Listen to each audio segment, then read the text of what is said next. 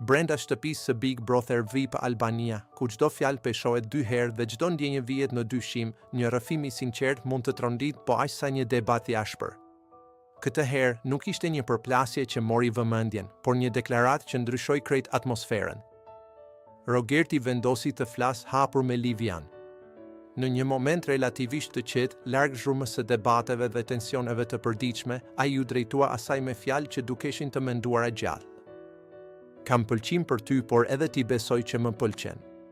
Që kur ke ardhur nga jashtë, besoj se më pëlqen, se ke ardhur me një qëllim këtu brenda. Je dhe vajzë e mirë. Një fjali që në dukje tingëllon e thjesht, por që në kontekstin e një reality shumë merr peshë të jashtëzakonshme. Një deklaratë mes ndjenjës dhe strategjisë. Në një ambient si ai i shtëpisë, ku izolimi amplifikon emocionet, çdo afrim mes banorëve shihet me lupë. Publiku e di që ndjenjat mund të lindin natyrshëm, por po ashtu e di që strategjia është gjithmonë e pranishme. Kur Rogerti i thot Livia se ka pëlqim për të, ai nuk shprehet thjesht për një simpati fizike.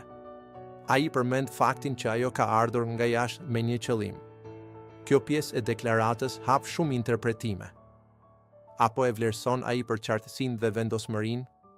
Apo nënkupton se e sheh si lojtare të fortë? Apo po përpiqet të krijojë një lidhje që mund t'i shërbejë edhe në lojë? Në një format si ky, ndjenja dhe strategjia shpesh ecin paralel. Livia në qendër të vëmendjes. Hyrja e Livias në shtëpi kishte krijuar menjëherë reagime. Si çdo banore që hyn më vonë, ajo përballet me një terren të konsoliduar, aleanca të formuara, miqësi të krijuara, rivalitete të ndezura. Të hysh nga jashtë do të thotë të hysh me informacion, me perceptim nga publiku, por edhe me sfidën për t'u përshtatur shpejt. Rogerti duket se e ka vënë re këtë. Kur ai thotë se ajo ka ardhur me një qëllim, ai në fakt po e njeh si lojtare të vetëdijshme. Kjo është një formë respekti brenda dinamikës së lojës. Por mbi të gjitha, ai e quan vajzë e mirë. Në një ambient ku shpesh përdoren etiketime negative, kjo fjali ka një ton ndryshe.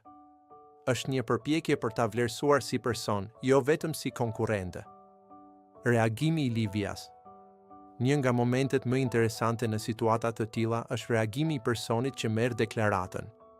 Në një reality show, asgjë nuk është thjesht private.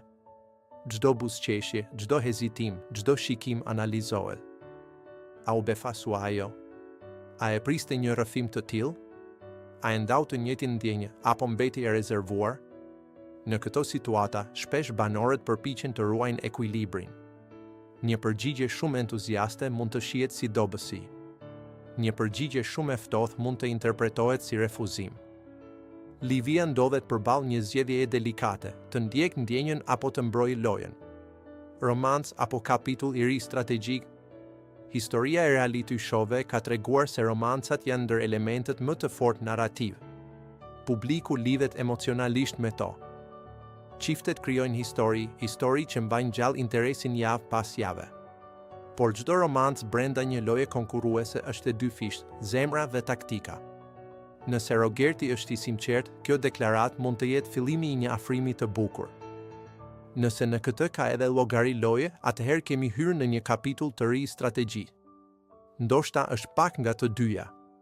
Sepse në një ambient ku emocionet janë të forta dhe presioni i madh, është e vështirë të ndash plotësisht ndjenjen nga interesi. Publiku, gjykatës i heshtur.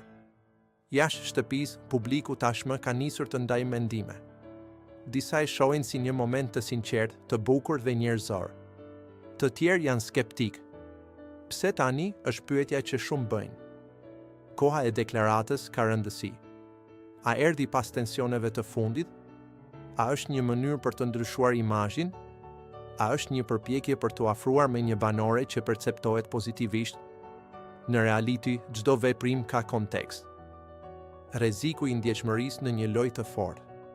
Të shprehësh pëlqim brenda shtëpisë është një akt që kërkon guxim, sepse të bën të dukshëm, të ekspozon, të vendos në një pozicion vulnerabël. Nëse ndjenja nuk kthehet, rrezikon të lëndohesh emocionalisht dhe të dobësohesh në lojë.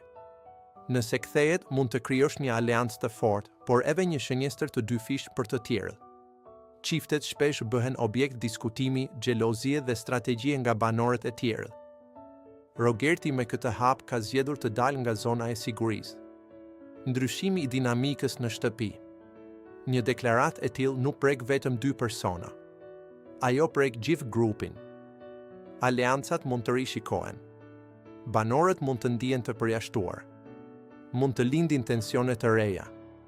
Nëse Livia dhe Rogerti afrohen më shumë, kjo do të ndikojë në vendimet e tyre, në nominime, në diskutime, në mbështetje publike. Çdo lidhje krijon një mikrounivers brenda shtëpisë, mes sinqeritetit dhe perceptimit. Ajo që e bën këtë moment të veçantë është mënyra si u formulua. Nuk ishte një deklaratë dramatike. Nuk kishte fjalë të mëdha apo premtime. Ishte e thjeshtë, direkte, disi e përmbajtur. Kam pëlqim për ty ndonjëherë, thjeshtësia është ajo që e bën një rrëfim më të besueshëm. Por në një format ku perceptimi është gjithçka, edhe sinqeriteti vihet në provë. Çfarë pritet më tej? Tani që fjala është thënë, hapi tjetër është vendimtar. A do të shohim më shumë afrim mes tyre? A do të ketë një bisedë më të thellë? A do të përfshihet kjo histori në prime dhe të analizohet publikisht? Në një shtëpi ku asgjë nuk mbetet private, çdo ndjenjë bëhet pjesë e spektaklit. Një moment që humanizon lojën. Mes debateve, tensioneve dhe strategjive, ky rrëfim sjell një dimension tjetër, atë njerëzor. Na kujton se përtej lojtarëve ka njerëz që përjetojnë emocione reale, që ndihen të tërhequr, që dyshojnë, që guxojnë të flasin. Dhe ndoshta kjo është arsyeja pse momente të tilla prekin publikun më shumë se çdo debat. Sepse në fund loja mund të jetë për çmimin, por historia mbahet mend për emocionin. Dhe ky mund të jetë vetëm fillimi i një kapitulli të ri brenda shtëpisë, një kapitull ku zemra dhe strategjia do të ecin krah për krah në vëzhgimin e pandërprerë të publikut. Pas pamjeve të rënda që bën xhiron e rrjetit këtë mëngjes, Kumiri dhe Rogerti u pan duke intimiduar Shkëndritin, një tjetër detaj edhe më tronditës i është shtuar kësaj ngjarjeje, duke rritur reagimet e publikut dhe duke ndesur debate të forta në rrjetet sociale. Ajo që fillimisht u duk si një konflikt i zakonshëm mes banorëve, shumë shpejt mori për masa shqetësuese, duke u kthyer në një nga momentet më të diskutuara të këtij edicioni. Por këtë herë, ajo që i ka lënë të gjithë pa fjalë nuk ka qenë vetëm sjellja e banorëve, por vetë reagimi i produksionit dhe mënyra se si ata kanë vendosur të menaxhojnë situatën. Ky veprim ka habitur publikun dhe ka ngjallur shumë pikpyetje mbi arsyet dhe mesazhin që qëndron pas kësaj zgjedhjeje. Në një veprim mjaft të rrallë dhe të paprecedent, ka qenë pikërisht faqja zyrtare e Big Brother VIP Albania që ka vendosur të publikojë në rrjetet sociale pamjet e plota të incidentit. Ky vendim është konsideruar nga shumë ndjekës si një formë transparence totale ndaj publikut, ndërsa të tjerë e kanë parë si një veprim të fortë që synon të tregojë qartë shkeljet e rënda të rregullave brenda shtëpisë. Publiku është mësuar që zakonisht produksioni të shmang transmetimin e situatave të tilla ose t'i censurojë ato për të mos promovuar dhunën apo për të ruajtur etikën e formatit.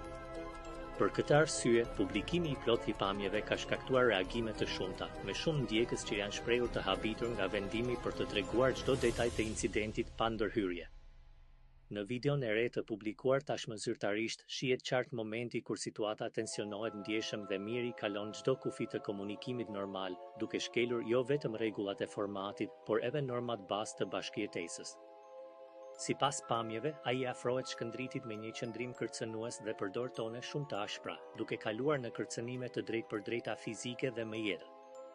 Në video dëgjohet qartë momenti kur ai i drejtohet Shkëndritit me fjalët: "Të mbys këtu të mbys", një deklaratë që ka tronditur publikun dhe ka ngritur shqetësime serioze mbi sigurinë dhe respektimin e rregullave brenda shtëpisë. Reagimi i Shkëndritit në ato momente duket i tensionuar, ndërsa situata përshkallëzohet dhe banorët e tjerë shfaqen të shqetësuar nga ajo që po ndodh. Pamjet tregojnë gjithashtu atmosferën e rënduar që krijohet në shtëpi pas incidentit, ku tensioni ndihet qartë mes banorëve dhe situata duket jashtë kontrollit për disa momente. Disa prej banorëve shfaqen të habitur, ndërsa të tjerë përpiqen të ndërhyjnë për të qetësuar situatën dhe për të shmangur për shkallëzimin e mëtejshëm të konfliktit. Publikimi i këtyre pamjeve ka ndezur menjëherë reagime të forta në rrjetet sociale, ku shumë ndjekës kanë kërkuar masa të menjëhershme ndaj sjelljeve të tilla dhe kanë diskutuar mbi përgjegjësinë e banorëve dhe të produksionit. Disa e kanë vlerësuar transparencën e treguar, duke thënë se publiku duhet të shohë realitetin e plotë të asaj që ndodh brenda shtëpisë, ndërsa të tjerë kanë shprehur shqetësim për nivelin e tensionit dhe agresivitetit që është shfaqur. Ky incident ka ngritur gjithashtu diskutime mbi kufijtë e lojës dhe mbi presionin psikologjik që përjetojnë banorët gjatë qëndrimit të tyre në izolim. Shumë ndjekës kanë komentuar se tensioni i vazhdueshëm dhe konkurrenca e fortë mund të ndikojnë në sjelljen e banorëve, por kanë theksuar se kërcënimet fizike nuk duhet të tolerohen në asnjë rrethan. Ndërkohë, mbetet për tu parë se çfarë masash do të merren pas këtij incidenti dhe si do të ndikojë kjo situatë në rrjedhën e lojës dhe në marrëdhëniet mes banorëve. Ky moment ka lënë një gjurmë të fortë në dinamikën e shtëpisë dhe pritet të ketë pasoja të rëndësishme për të gjithë protagonistët e përfshirë.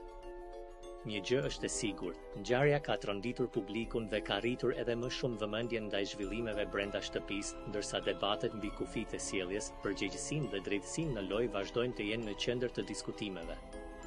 Dera e lavanderis e u hap dhe Selim ndaloi, sytë e Irane mbi Selin dhe Gimbos, të cilet ishin shumë pranë njëri tjetrit, dora e tyre ishte një premtim i heshtur. Nuk e disha che lavanderia ishte bere vend takimesh romantike, da Selim e nxje buzekeshje te holle. Gimbo u përgjigj këte, thjesht po prisnim robat.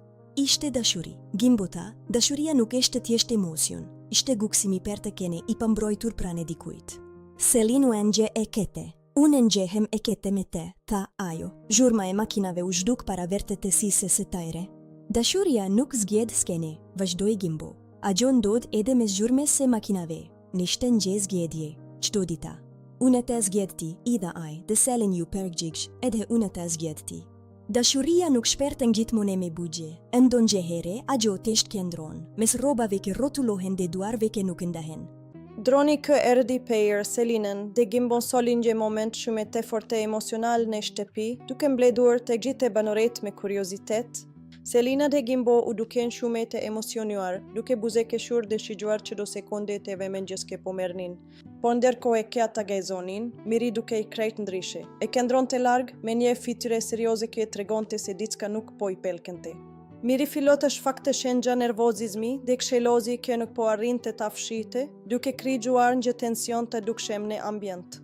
Banorët e qere e vunere këtë ndryshim, sa me shumë që Selina dhe Gimbo këshnin, ak me i tensionuar duke i Miri nga brenda. Kjo situatela të kuptohej se marrëdhëniet në shtëpi mund të ndryshojnë në pas këtij momenti të forte emocional, po ju si e shihni reagimin e Mirit, a ishte kselozi apo diçka tjetër? Na tregoni në komente, shihemi së shpejti.